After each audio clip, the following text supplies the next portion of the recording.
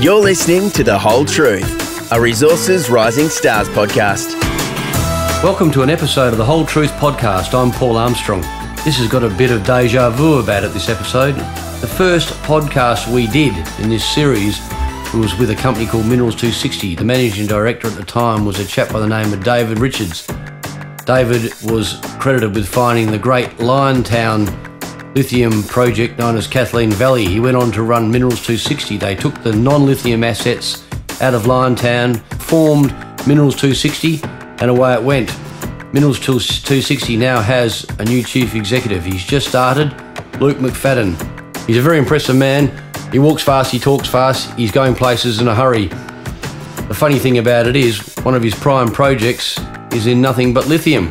It's done a full circle in every respect. The lithium project is right next to that owned by Delta, the company run by David Flanagan. A great address, some great geological attributes. They also are looking for other minerals in Western Australia along the Julimar trend. Luke is a man who's come out of Oz Minerals. He was part of that highly successful stable. The company was recently taken over by BHP. He was the head of strategy there, and he has a very clear strategy for Minerals 260. He's a fast-talking man, so put your seatbelt on, sit back and enjoy it. Luke, the first episode we did of the Whole Truth podcast was with your predecessor, Dave Richards. And Dave is obviously the man credited with him and his team with finding the great Kathleen Valley lithium monster that we all know so much about now. And then Dave was telling us all about how Minerals 260 had been spun out of Liontown, taking the non-lithium assets. Here I am talking to you, and you're going to tell me all about Minerals 260's lithium assets. Tell us, why was that what attracted you to the company? Was it the lithium, or was it the whole host of things? There were lots of things. I think to be successful, a company needs a few ingredients.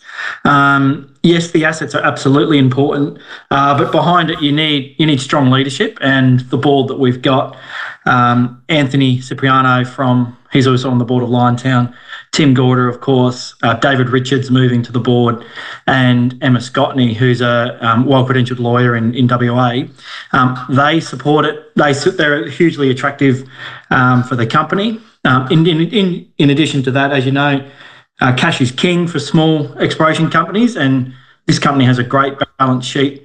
We've got about $17 million in the bank, so we are well funded to do what we want to do.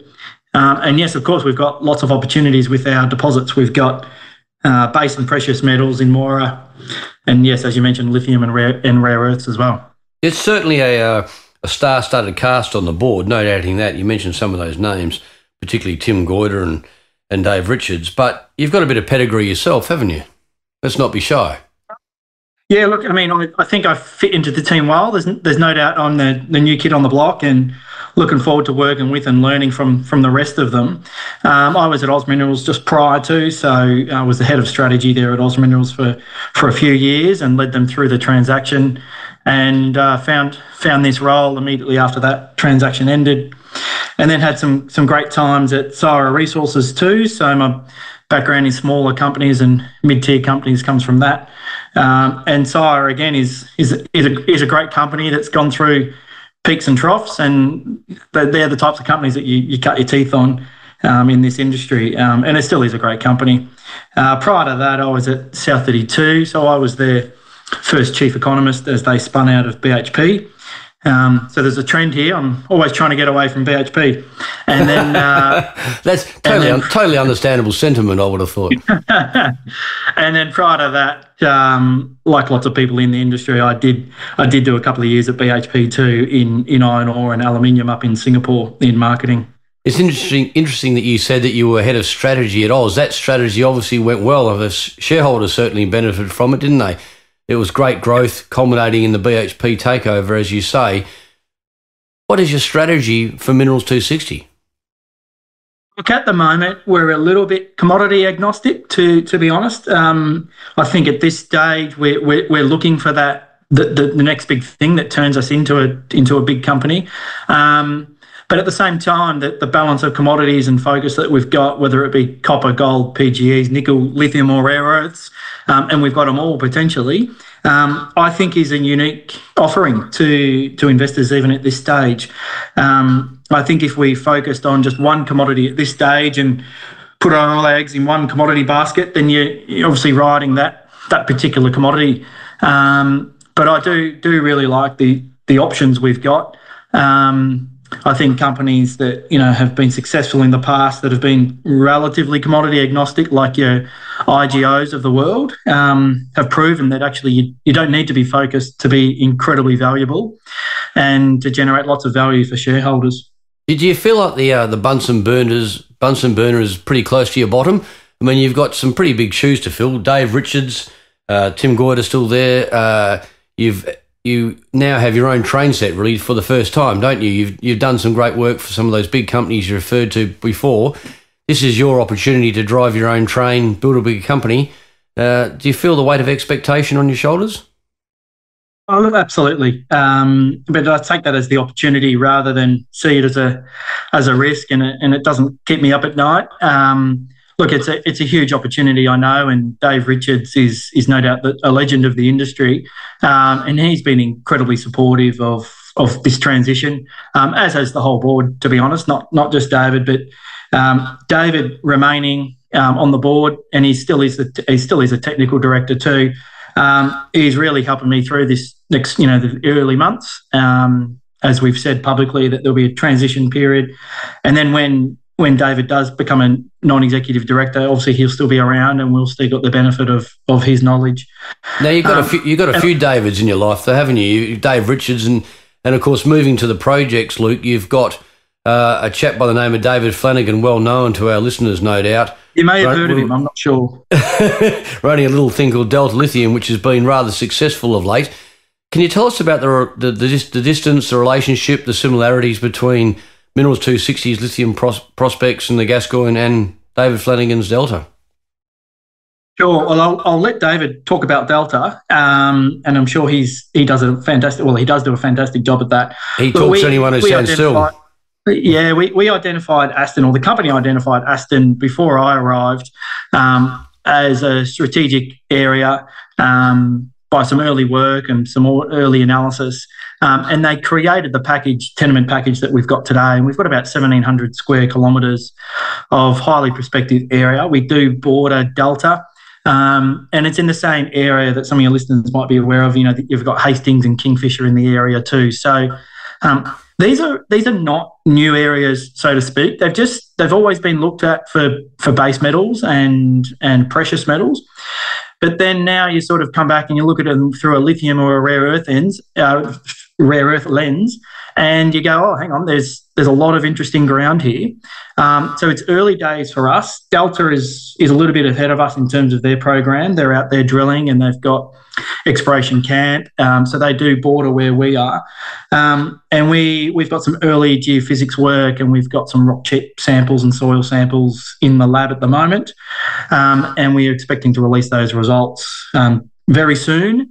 But we don't have that data yet. But yes, we're quite excited by the prospect up in that region. And like everyone else in Australia and more globally, we think there's a great future for lithium, not just in Australia but more globally. So it's a commodity that we really like, and obviously spun out of Liontown, there is a bit of sort of irony or Liontown 2.0 in this, but we're a long way away from something like Kathleen Valley at this stage. We do have sort of realistic expectations, but we're sort of hopeful at the same time. So you're really hunting for that strike extension of the mineralisation out of the Delta ground. Is that the long and short of the strategy? Yeah, we are very close to it, and if readers go to our website, they'll see the maps that we've got that highlight how close we are. We've sort of released photos to show that there's pegmatites in the area. There's historical tantalum prospects, so we know there's a lot of opportunity there. And like I said, we've just got to do the work to define it now.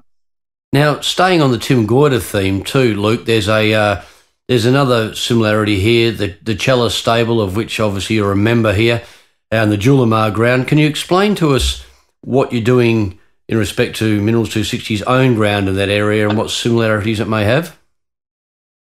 Well, so Mora is in the wheat belt. So it's about a 2-hour drive north of Perth, so wonderful location for a mine. You think about the challenging locations of mining in the world.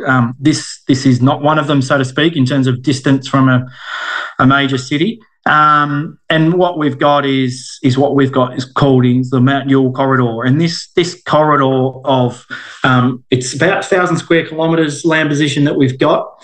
We're a fairly early mover in the region. We've already done a lot of significant exploration work, so something like 14,000 geochemical samples. We've put about 550 holes in for 40,000 metres. Multiple geophysical surveys. And what we've identified is some very early stages of potential prospects. So we've got various names for them, but what we've shown is that there's absolutely copper, gold, zinc, silver in the area. What we need to do is go back and do more geophysical work and more drilling. There's absolutely something there, and we've still got to do the work to determine how or if economic it is. But we are quite excited by this. Again, it's not a new area for exploration, but coming at it from sort of different people and different resources at a different time sometimes yields you a different outcome, and that's what we've got here. In terms of proximity to Chalice's ground, we're a bit further north, about I think it's about half an hour drive north of that. But yes, we think there's a lot of potential for that, and very excited by it. So in the short term, over the next let's call it 3 months, what's the plan of action in terms of what's happening on the ground? What can shareholders expect to hear from you in terms of news flow? What we will look to do for our shareholders is we continue to progress those areas that we've just spoken about. We've also got a third exploration prospect called Dingo Rocks, which is further down south in WA and much earlier stage. We've got to do a lot more earlier work there.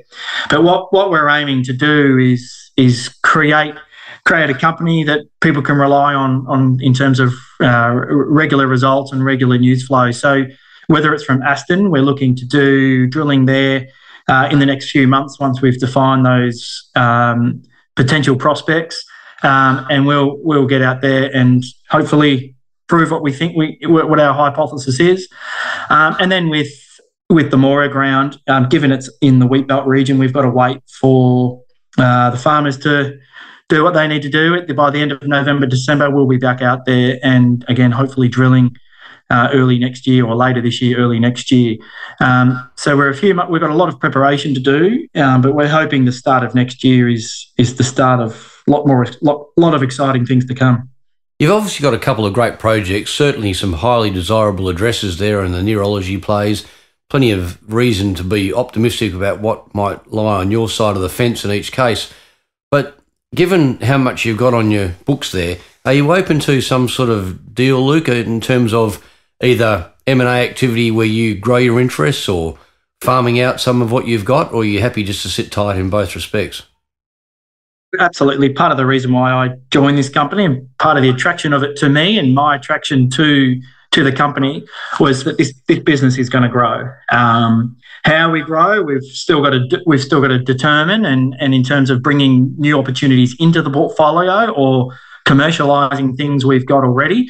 Absolutely. And I think, again, some of the great mining companies of Australia, they have this obsession with value rather than obsession with, drilling meters or tons, and have this obsession with volume. We will be a company focused on growing value. And as simple as that sounds, I think sometimes companies forget that that's actually sometimes what you're meant to be doing. So we will have that almost obsession like we had at Oz to get the company moving. We won't rest on one or two great things. We'll always want more. And we certainly are looking for other things to bring into the portfolio. And again, depending on how it all works out with Aston and more, whether neighbours or others are interested, we'll certainly talk to them. We're absolutely not allergic to making value for shareholders.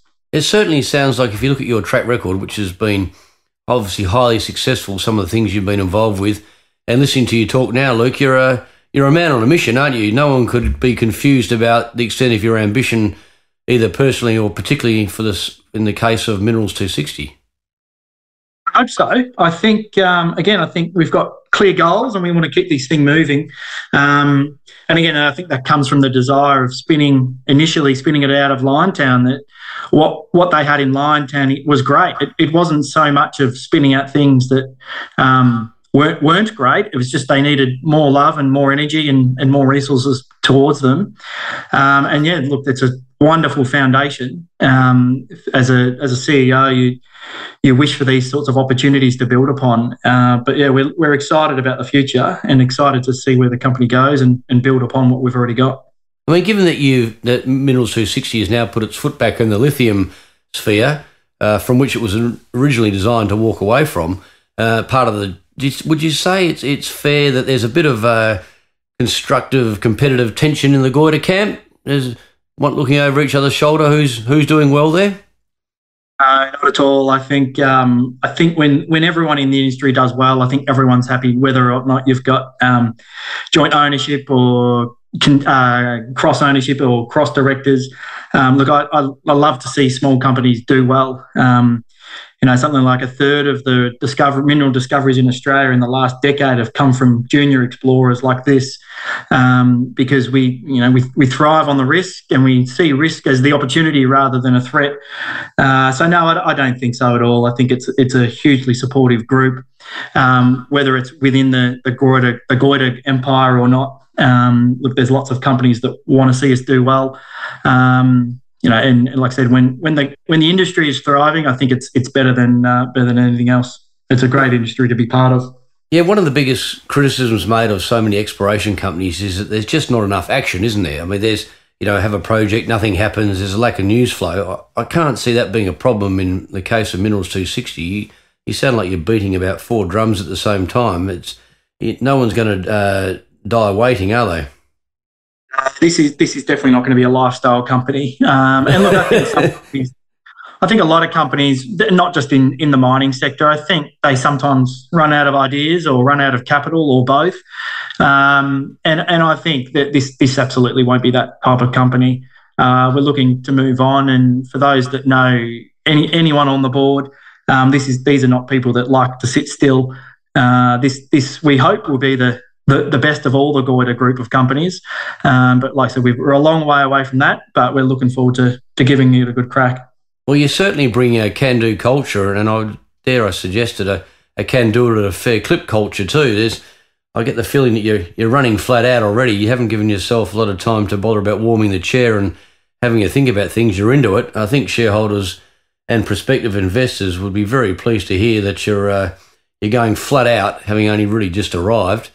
Some of those projects that you've inherited obviously have got some very promising geological credentials and some great neurology plays, but they're still worth nothing until people put holes in them. So people will be delighted to hear that you're going to drill.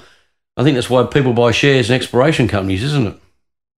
Look, I think absolutely. I think, but in terms of the pace and how many things we do at once, I think I've come from Oz Minerals, Sire and South 32. We're all companies that have had to move quickly to stay alive and survive. And so, that's where you get your experience with those types of companies and the people that lead those, and you pick up all the best parts of them, and Minerals 260 will hopefully see the best of all of them. Look, I think, lots of things about Oz Minerals to love. We could have sat still, and once we built Carrapateena, could have sat on it and never did anything again, and it would have been a wonderful company. But there was a desire to keep it moving, and then West Musgrave was given FID in the middle of the transaction, and so that's the type of attitude we'll be bringing to this type of company. That, like I said at the start, that we want to keep moving and keep building upon what we've got, and look forward to speaking to you in the future when it's a much bigger and much bigger company with lots more opportunities in the portfolio.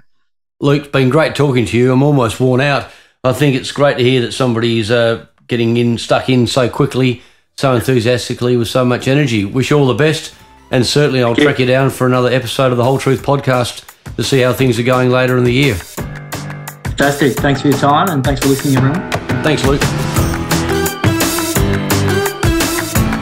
You've been listening to The Whole Truth, a Resources Rising Stars podcast, produced by Resource Media, hosted by Paul Armstrong for Reed Corporate. Please note that Reed Corporate does not provide investment advice, and investors should seek personalised advice before making any investment decisions.